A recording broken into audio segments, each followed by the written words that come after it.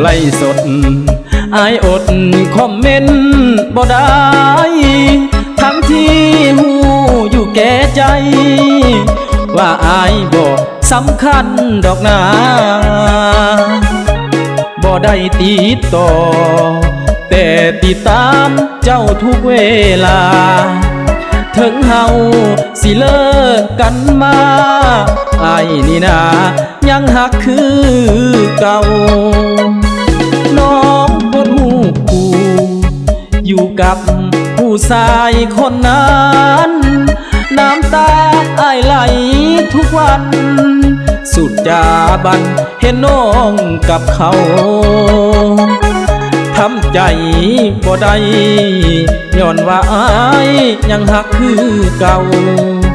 หูบอกตอนนี้อายเหงาคิดนำเจ้าทุกวันเวลาไล่สดยามใดใจอายสิขาดหูบอกเบิ่งเขาหยอกเจ้าเขียคอผ่านจอมือถือนี่นาคือเหตุคักแท้บ่สงสารแน่หมอการดามีความสุขกันแท้นะหูบ่ว่าอ้ายนี้สิตายบ่ได้ติดต่อแต่อายก็ยังติดตามก็ย้อนว่าหากคนงามจริงติดตามทางเฟซทางไลน์น้องอยู่กับเขาเฮานี่ต้องทนทำใจเห็นน้องไล่สดยามใดน้ำตาอายไหลใส่จอมือถือ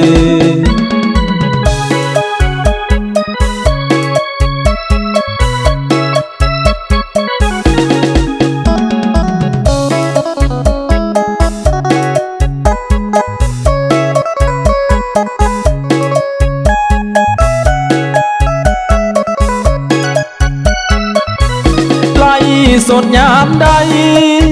ใจอายสิขาดหูบอเบิ่งเขา